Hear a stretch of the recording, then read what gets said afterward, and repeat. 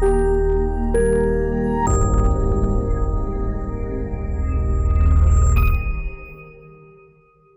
అండి, this is doctor Satish Pawar, surgical oncologist, care hospital, Hyderabad నుంచి.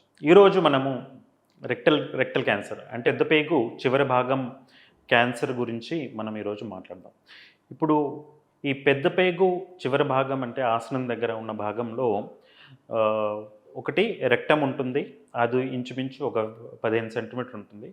ఈ యానల్ కెనాల్ అనేది ఒక 3 to 4 సెంటీమీటర్స్ ఉంటుంది అనమాట. సో దీంట్లో క్యాన్సర్ వస్తే ఈ స్టేజ్ని బట్టి మనము ఏ రకంగా ట్రీట్మెంట్ చేస్తామనేది మేమందరము ఆంకాలజిస్ట్ అందరం కూర్చొని అందరము ఒక ప్లాన్ అనేది డిసైడ్ చేస్తామన్నమాట.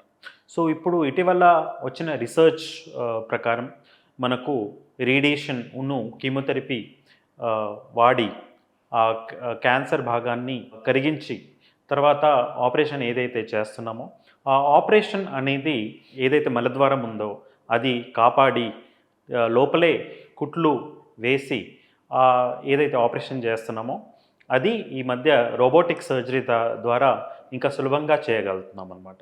సో ఈ రోబోటిక్ సర్జరీ అనేది రోబోట్ ఒకటి సిస్టమ్ అండి. ఆ సిస్టమ్ పైన ఏదైతే మనం కంప్యూటర్స్ లాగా వీడియో గేమ్ ఆడతామో అదే ఆ రోబోటిక్ సిస్టమ్ పైన కూర్చొని ఈ ఇన్స్ట్రుమెంట్స్ ఏదైతే ఉంటాయో లాప్రోస్కోపీ ద్వారా ఏదైతే ఇన్స్ట్రుమెంట్స్ అదే సేమ్ ఇన్స్ట్రుమెంట్స్ రోబోటిక్ ద్వారా కూడా మనం చిన్న చిన్న రంధ్రాలు చేసేసి కడుపు లోపల ఇన్స్ట్రుమెంట్స్ పంపిస్తాము.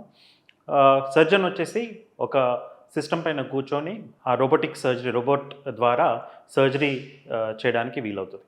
దీంట్లో ముఖ్యంగా అడ్వాంటేజ్ ఏంటంటే ఈ రోబోట్లో 360-degree రొటేషన్ ఉంటుందన్నమాట. సో ఒక చిన్న స్పేస్లో కూడా ఆ చిన్న చిన్న ఇన్స్ట్రుమెంట్స్ వెళ్ళేసి అక్కడ మాకు ఈజీగా సులభంగా డిసెక్షన్ చేసి ఏదైతే క్యాన్సర్ భాగం ఉందో అది తొలగించి మళ్ళీ అక్కడే కుట్లు వేయడానికి అవకాశం చాలా ఎక్కువగా ఉంటుందన్నమాట. సో దీని ద్వారా ఏంటంటే మనము we are able to save more and more sphincters. అంటే ఏదైతే నార్మల్ ద్వారం ఏదైతే ఉంటుందో మన మలద్వారం అది కాపాడి నార్మల్ మోషన్స్ ఎలా అయితే అవుతాయో అలా మోషన్స్ అవడానికి ఇంకా ఎక్కువ అవకాశం ఉంటుంది. కాబట్టి ఈ సర్జరీ చాలా కీలకమైన సర్జరీగా భావిస్తున్నాం అనమాట. సో ఇంతకుముందు కూడా చేసేవాళ్ళం, కానీ ఏంటంటే లాప్రోస్కోపీ ద్వారా చేసేవాళ్ళం. లాప్రోస్కోపీ ద్వారా ఏంటంటే 360-degree రొటేషన్ ఉండదు. అందుకే అది కొద్దిగా స్పేస్ తక్కువ ఉండడం వలన స్పెషల్లీ మేల్ పెల్విస్లో ఏంటంటే చాలా నేరోగా ఉంటుందన్నమాట. సో అప్పుడు ఏమయ్యేదంటే చాలా కష్టంగా సర్జరీ చేసేవాళ్ళం. సో కష్టమైనప్పుడు పర్మనెంట్గా పెద్దపేగు చివరి భాగం మొత్తం తొలగించి పర్మనెంట్గా స్టోమా చేసేవాళ్ళం. ఈ మధ్య అది మార్చేసి లోపలే కుట్లేసేసి ఆ అవకాశం చాలామంది పేషెంట్స్కి ఇస్తున్నాం. కాబట్టి ఇది ఈజీగా అయ్యే సర్జరీ ఒకటి రోబోటిక్ సర్జరీ. ముఖ్యంగా రోబోటిక్ సర్జరీ క్యాన్సర్స్లో 2 చోట్ల చాలా ఉపయోగపడుతుంది. ఇదొకటి కింద రెక్టల్ క్యాన్సర్ సర్జరీ, ఇంకోటి ఈసోఫేగస్ సర్జరీలో కూడా చాలా ఎక్కువగా ఉపయోగపడుతుంది అన్నమాట.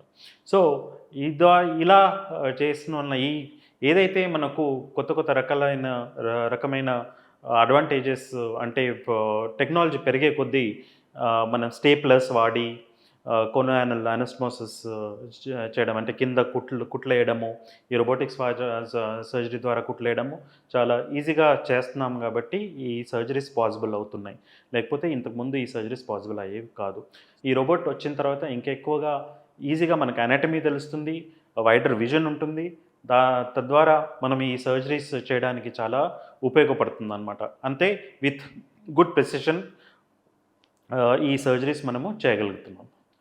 అందుకే ఈ రోబోటిక్ సర్జరీ అనేది ఒక రెక్టల్ క్యాన్సర్ సర్జరీస్లో చాలా కీలకమైన పాత్ర వహిస్తుంది అన్నమాట. Thank you.